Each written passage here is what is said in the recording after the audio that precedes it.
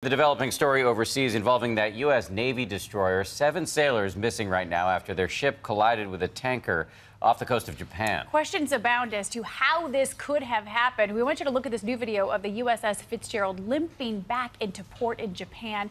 This as U.S. and Japanese ships and aircraft are frantically conducting search and rescue missions, hoping to find those missing sailors. 5 people were medevaced off of the boat. We're going to kick off our coverage with ABC's Matt Gutman reporting from Los Angeles. Matt, good morning to you.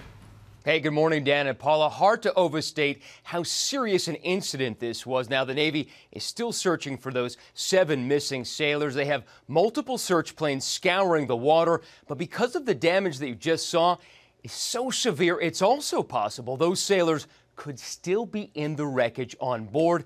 Just minutes ago, we learned that a total of 5 sailors had to be medevaced, including the commander of the ship.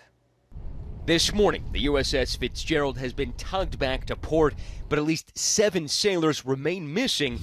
The Navy saying multiple sailors were injured in the monstrous collision with the container ship.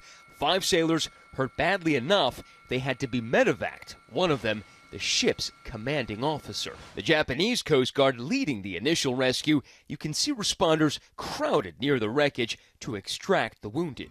Helicopter footage shows the destroyer's mangled midsection, the damage caving in compartments, destroying ship machinery and its radio room. The Navy saying damage both above and below the waterline caused major flooding. Those red hoses seen pumping seawater out of the belly of the ship, which typically has a crew of nearly 300. The Navy says this 30,000-ton container ship and the much smaller 9,000-ton U.S. destroyer collided in open water 56 miles southwest of Yokosuka, Japan.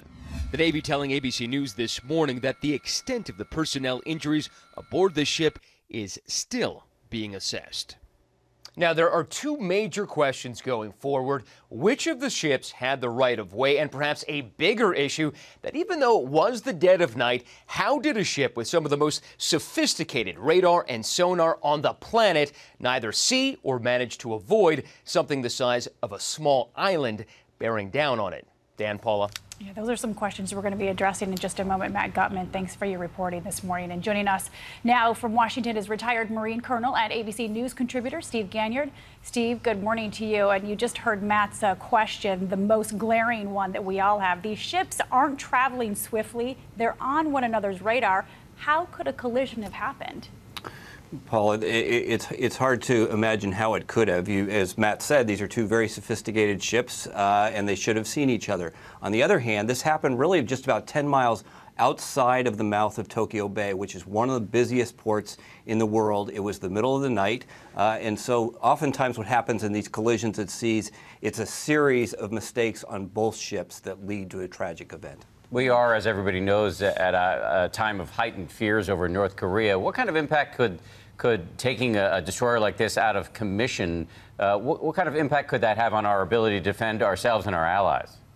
Dan, the Fitzgerald is one of the most sophisticated ships in the U.S. Navy. It has a special radar and a special set of missiles that it could actually intercept exoatmospherically in space any kind of North Korean missile that may be shot at Japan or South Korea or U.S. bases in the region. So the Navy's going to want to backfill this very quickly because the Fitzgerald is going to be out of service for a long, long time.